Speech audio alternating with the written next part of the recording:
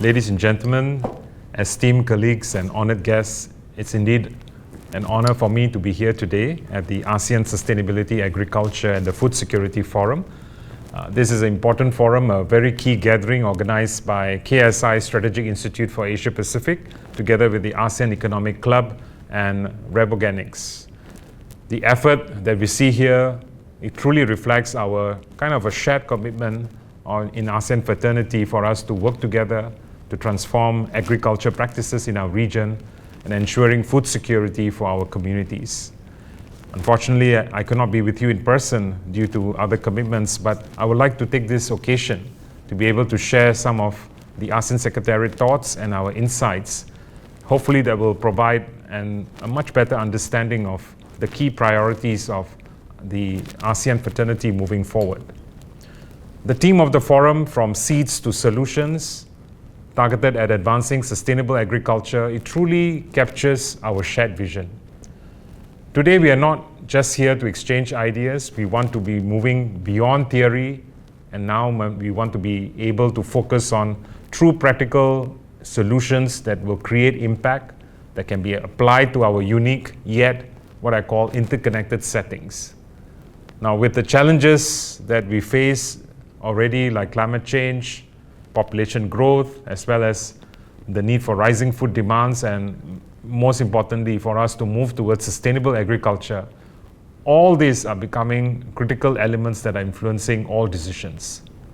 Our region, as you know, we are home to more than 670 million people, and we consist of diverse nations with really quite unique agriculture practices and challenges.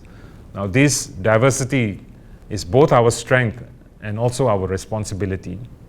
Although each ASEAN member state has its own distinct agriculture landscape, the overarching goal remains clear. We all are coming together and committed towards promoting sustainable agriculture. Secondly, we want to move towards enhancing food security. And lastly, we want to promote environmental health. Now, prominent in our discussions must be, for example, the ASEAN Leaders' Declaration on promoting sustainable agriculture, as well as action plan, which was just adopted in October of this year. This framework truly marks a very significant step forward in our collective effort, and it highlights the commitment of the ASEAN leaders to be able to come together to address the pressing issues within our agriculture systems, hopefully informing policy measures that are going to be encouraging much more stronger, sustainable practices across the board. I must recognize that the declaration is not merely a formality. It's truly a call to action, an invitation for all of us to engage, to innovate, and make the impact. Now, among the key areas highlighted in our plans is the need to boost carbon neutrality, is the need for us to reduce harmful agrochemicals used in agriculture, is the need for us to promote nature-based solutions and effectively apply digital technologies to improve our efficiencies and productivity. Now, each of these focus areas I've just mentioned are areas that underscore for the need for urgent necessity for a multifaceted approach in order for us to be able to achieve sustainable agriculture. Now, utilizing biological solutions, for example, is a key to reducing harmful agrochemicals, which is, we all know, incredibly important today. Chemical inputs have been a mainstay in agriculture for too long a time. But we are all aware of the negative effects they can have on our ecosystems and to the human health. Therefore, adopting an integrated pest management strategies and biocontrol agents clearly offer a practical alternative. Now, this is where organizations that we have been working with, like Reboganics, play a crucial role in the promoting of biocontrol agents within the livestock and aquaculture sectors. Now, there are many other organizations out there too, and we really want to work with all of them. We want to be able to come together to embrace the alternatives in order to allow us to be able to reduce our dependence on chemicals while still maintaining productivity and yield. Ladies and gentlemen, nature-based solutions, meanwhile, is also what I call equally important and vital in this process. Nature-based solutions, they kind of help us harness the power of ecosystems to be able to tackle agriculture challenges, while at the same time helping us to promote biodiversity and also reducing carbon emissions. Developing resilient agriculture systems that protect our natural resources is critical, because this also helps us to enhance productivity and sustainability of our farms. Now, embracing agroecological practices and embracing regenerative agriculture is definitely going to lead us towards the need for long-term sustainability. Investing on our land today truly secures a much brighter future for tomorrow. Next, digitalization. I think this, as I mentioned earlier, that this is really going to be one of the game changers in our agriculture landscape. The integration of technology, whether it's through smart farming practices, whether it's through precision agriculture, or even data analytics to help agriculture to do better, make better decisions, is all going to help us to optimize resource use, help us in enhancing productivity, and maybe even minimize waste. At the same time, even taking account of our carbon footprint and do the reporting.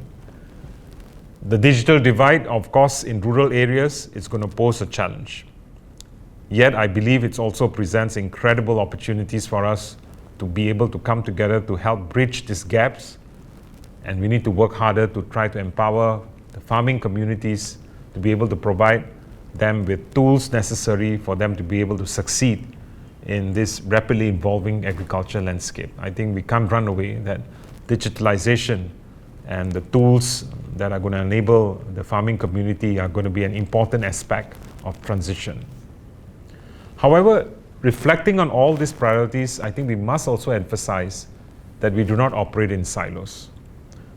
The importance of having both public-private partnerships cannot be overstated. Collaboration across government bodies, industry leaders, academic institutions, farming communities, all coming together. These kind of collaborations are proving to be essential in achieving our goals. These partnerships are going to be helping us to facilitate knowledge sharing, funding, even innovation, driving us towards a much more effective, sustainable practices and solutions tailored for local needs. I encourage each of you to think about how your unique skills and your unique perspectives can each help shape a unified strategy for sustainable agriculture in ASEAN. Let's focus on key points that we have just talked about, such as promoting carbon neutrality, reducing harmful agrochemicals, encouraging nature-based solutions, promoting regenerative farming back again. I think we need to keep all of this in mind, and we need to also emphasize the importance of inclusivity in our conversations. Therefore, involving smallholder farmers, involving local cooperatives and communities, and including those indigenous knowledge around us, we need to incorporate some of those knowledge in our decision making in order that we make the best of decisions that are able to tackle the key challenges that we are facing on the ground. Now, insights like these, collective insights, are going to be essential as we are striving for solutions that are not just effective but also fair and that are also equitable. Ladies and gentlemen, as we navigate the complexities of sustainable agriculture, we must also kind of stay focused on turning on our discussions into kind of really what I wanted to push and emphasize: actionable strategies, practical, actionable strategies that will help us to lead us to real improvements in food security and environmental sustainability across our region.